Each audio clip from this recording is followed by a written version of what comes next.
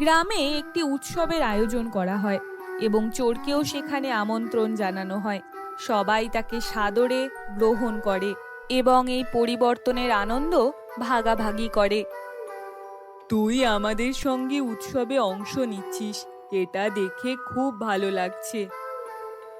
এতদিন তোমাদের ক্ষতি করেছি, এখন তোমাদের সঙ্গে এই আনন্দটা ভাগ করতে পেরে নিজেকে ভাগ্যবান মনে হচ্ছে। আমরা সবাই তোর পরিবার, তুইও আমাদের পরিবারের একজন। আজ থেকে কোনোদিন তুই আর একা নোস।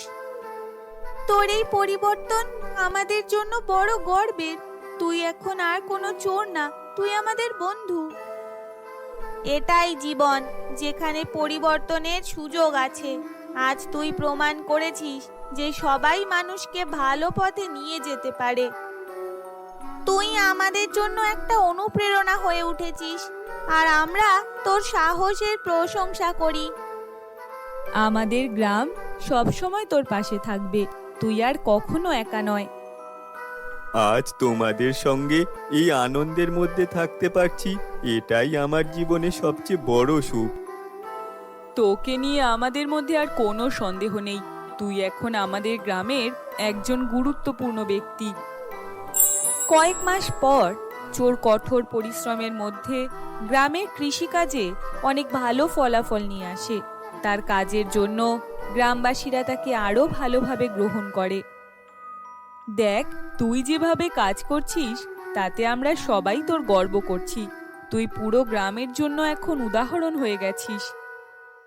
তোমাদের সাহায্য আর বিশ্বাস ছাড়া আমি কিছুই করতে পারতাম না। তোমরা আমাকে নতুন করে জীবন দিয়েছো। তুই এখন আমাদের সবার প্রিয়। এই পরিবর্তন দেখেই বোঝা যায় মানুষ চাইলে নিজেকে পাল্টাতে পারে। তোর পরিশ্রমে আমাদের খেতে এবার এত ভালো ফসল হয়েছে, তোর জন্য আমাদের জীবন আরো সচ্ছল হয়ে উঠেছে। তোমাদের বিশ্বাসের জন্যই আমি এতটা সাহস পেয়েছি। আমি শুধু আমার ভুলগুলোর প্রায়শ্চিত্ত করতে চাই। তোর মতো কেউ যদি সৎ পথে ফিরে আসতে পারে তাহলে যে কেউ পারে। তুই আমাদের অনুপ্রেরণা। তুই এক সময় চুরি করতিস, আর এখন তুই আমাদের সম্মানিত কৃষক। এটা বড় পরিবর্তন। তুই আমাদের জন্য অনুপ্রেরণা। তোর গল্প আমরা ভবিষ্যৎ প্রজন্মকে বলবো, যেন তারাও তোর মতো সাহস পায়। তুই আমাদের সাথেই থাকবি, তোর জন্য আমাদের গ্রামটা আরো সুন্দর হয়ে উঠেছে। আমি সারা জীবন তোমাদের ঋণী থাকব। তোমাদের মতন ভালোবাসা আমি কখনো আশা করিনি।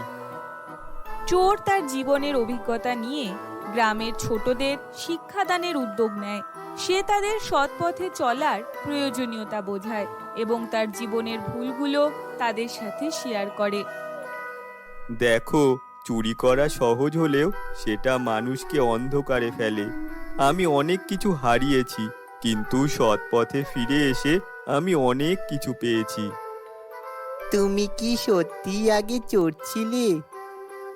হ্যাঁ, আমি চুরি করতাম, কিন্তু সেটা ভুল ছিল। আমি বুঝতে পেরেছি যে সৎভাবে জীবনযাপন করাই সবচেয়ে আনন্দের।